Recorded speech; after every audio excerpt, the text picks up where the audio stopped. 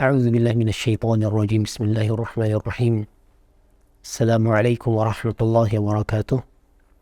الحمد لله رب العالمين، وبه نستعين على أمور الدنيا والدين، والصلاة والسلام على أشرف الأنبياء والمرسلين نبينا محمد وعلى آله وصحبه أجمعين. اللهم علمنا ما ينفعنا وانفعنا بما علمتنا وزدنا علما.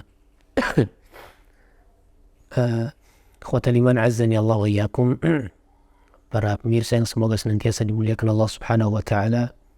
Alhamdulillah, segala puji bagi Allah atas segala bentuk karunia-Nya, dan sebagaimana Allah juga memberikan kenikmatan karunia serta kesempatan kepada kita semua sehingga dapat kembali melanjutkan telaah kajian kitab kita pada tema adab dan akhlak.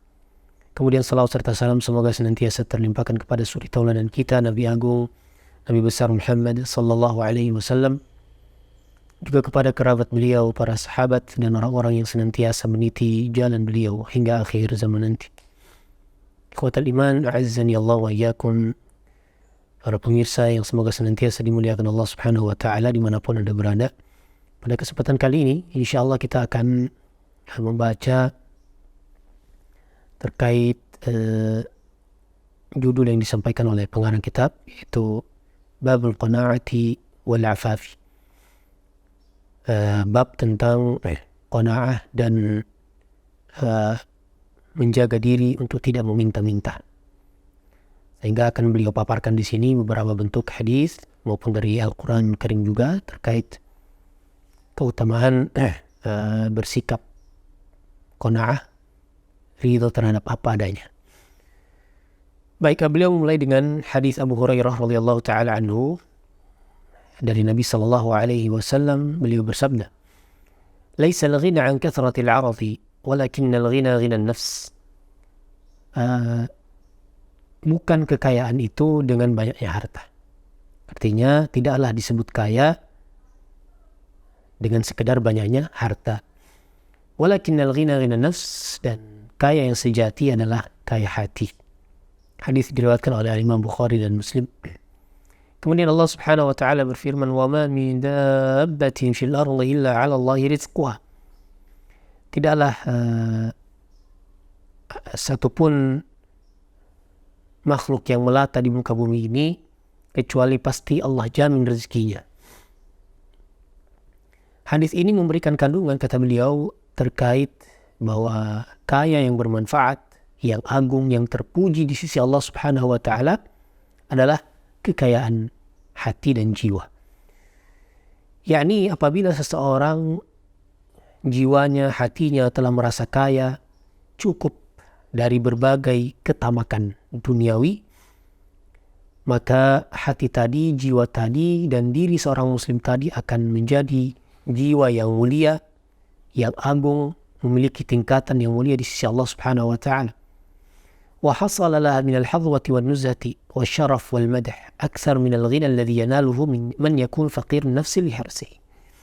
Dan dia akan meraih beberapa kemuliaan hati, kemudian kelapangan hati, itu lebih banyak dibanding orang-orang yang mungkin kaya secara fisik, kaya secara harta, namun memiliki hati yang fakir, memiliki hati yang lemah, memiliki hati yang tidak pernah merasa cukup terhadap apa yang Allah berikan.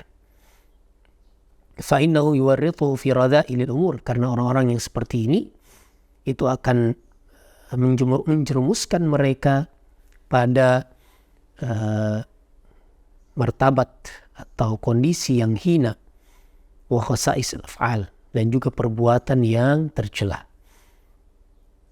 Lidana'ati himmatihi wa bukhlihi. Dan mengapa hal seperti ini terjadi?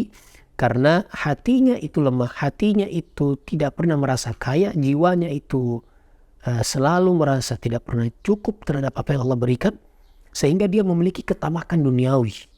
Nah, ketamakan duniawi inilah yang akhirnya berdampak pada apa? Kehinaan tujuan yang ia inginkan, dan juga dia akan berdampak pada rasa pelit. Jadi seseorang yang tidak memiliki hati yang kaya dan ketamakan duniawinya sangat tinggi biasanya memberikan dampak Negatif lainnya apa itu? Bakhil. Dia akan menjadi orang yang sangat pelit. Walhasil, kesimpulannya annal muttasif bi ghinan nafs yakunu qani'an bima razaqahu Allah. Bahwa orang yang memiliki sifat kaya akan hati pasti adalah orang yang senantiasa memiliki sikap qanaah terhadap apa yang Allah berikan kepadanya. La yahris 'ala al-izdiyar li ghairi hajatin wa la yalih fi at-talab wa la yalhi fi as-su'al. Dia tidak akan pernah antusias, dia tidak akan pernah tamak terhadap perhiasan duniawi selama itu bukan hajat. Artinya apa? Bila sudah terpenuhi hajatnya, dia tidak akan pernah tamak terhadap perkara duniawi. Kemudian beliau melanjutkan, dan dia tidak akan pernah terbesit di hatinya untuk selalu meminta-minta terhadap orang lain. Bal yarda bima qasama Allahu lahu. Bahkan dia adalah orang yang senantiasa ridha terhadap apa yang Allah sudah jatahkan bagi dirinya dari urusan dunia. Faka'annahu wajidan abada. Seakan-akan dia adalah orang yang sudah mendapatkan seluruhnya.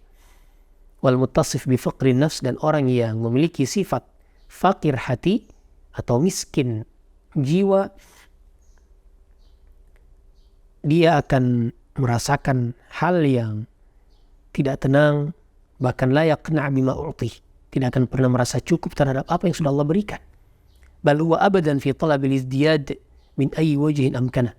Bahkan dia senantiasa mencari, ngotot, antusias, bahkan sampai pada tahapan tamak terhadap sesuatu yang memungkinkan baginya dari urusan dunia. Thumma idza fatahu al-matlub hazan wa asif. Atau hazina wa asif. Bahkan apabila dia sudah berupaya untuk mencapai hal tersebut, urusan duniawi, namun ternyata tidak sampai, dia akan menjadi orang yang begitu galau. Dia akan menjadi orang yang begitu sedih. Sehingga hilang rasa qanaah dalam dirinya. Faka'annahu faqirul mal. Seakan-akan dia orang yang fakir terhadap harta, padahal dia orang yang memiliki harta yang cukup. Namun karena miskin hatinya, tidak memiliki sikap qanaah, ini akan menjadikannya sebagai orang yang seakan-akan miskin harta. Li'annahu lam yastaghni bima u'ti, karena dia sejatinya tidak pernah merasa cukup dengan apa yang diberikan. Maka dia orang yang hakikatnya bukan orang yang kaya, dan itu menjadi satu kondisi atau sifat yang tercela yang disampaikan oleh para ulama. Ungkapan Imam Syafi'i rahimahullah ta'ala dalam menerangkan tentang sikap qanaah ini, beliau pernah menyebutkan dalam lantunan syair, wa rizquka laysa yanqusuhu ta'anni. Jadi rezekimu itu tidak akan mengurangi kesabaran. Wa laysa yazidu fi rizqil ana, dan juga rezekimu tidak akan menambahkan yang namanya usaha. Jadi rezeki tidak akan mempengaruhi kesabaran maupun yang namanya apa? Antusias, ketamakan dalam mencari rezeki. Wala huzna yadumu wala surura. Rasa sedih, rasa senang itu tidak akan pernah abadi. Wala bu'sa alaika wala raha. Dan juga rasa sempit maupun lapang itu juga tidak akan pernah abadi. Artinya akan terus berputar. Idza ma kunta dha qalbin qanu', apabila engkau bukan orang yang memiliki hati qanaah, fa anta wa malikud dunya sawa. Maka tidak ada bedanya antara dirimu dengan raja-raja dunia. Karena yang akan membedakan antara dirimu dengan raja-raja dunia adalah hati yang qanaah. Orang-orang yang memiliki harta yang melimpah, semisal raja-raja duniawi, mereka kebanyakan tidak akan pernah merasakan yang namanya qanaah. Tidak, bukan dalam rangka untuk mengeneralisir, namun ada sebagian mereka mungkin yang memiliki sifat qanaah. Namun pada umumnya, kata beliau di sini, mereka adalah orang yang tidak memiliki rasa qanaah. Maka bila engkau tidak memiliki rasa qanaah, maka tidak ada bedanya dirimu dengan para pemilik di dunia. Sehingga jadilah orang yang berbeda dengan para raja-raja dunia. Dengan cara apa? Miliki sifat qanaah, yaitu ridha terhadap apa yang sudah Allah berikan kepada kita dari urusan duniawi. Sehingga penutup pada hadis Nabi SAW yang ingin saya sampaikan sebagai renungan, bahwa Nabi SAW pernah menyampaikan melalui riwayat sahabat Abu Hurairah radhiyallahu taala anhu. Beliau bersabda, irda bima qasamallahu lak takun aghnan nas. Ridalah terhadap apa yang sudah Allah berikan untukmu dari jatah rezeki, takun aghnan nas, engkau akan menjadi hamba yang paling kaya, yaitu kaya kan hati. Wallahu ta'ala alam bisawab. Ini sekiranya bisa kami sampaikan pada kesempatan kali ini terkait keutamaan qanaah dan menjaga diri kita dari meminta-minta kepada orang lain. Semoga bermanfaat bagi kami pribadi dan juga bagi segenap hadirin dan juga para pemirsa yang semoga senantiasa dimuliakan Allah Subhanahu wa taala dimanapun Anda berada. Semoga Allah Subhanahu wa taala senantiasa memberikan kepada kita keikhlasan, keistiqomahan dan rasa qanaah yang tinggi sehingga kita menjadi hamba-hamba yang semoga pada akhirnya nanti adalah hamba yang atau masuk dalam kategori hamba yang saleh insyaallah. Wa sallallahu ala nabiyyina Muhammadin wa ala alihi wa sahbihi wa sallam. Wa akhiru da'wana alhamdulillahi rabbil alamin. Kita tutup dengan doa kafaratul majlis. Subhanakallahumma rabbana bihamdika asyhadu an la ilaha illa anta astaghfiruka wa atubu ilaik. Assalamualaikum warahmatullahi wabarakatuh.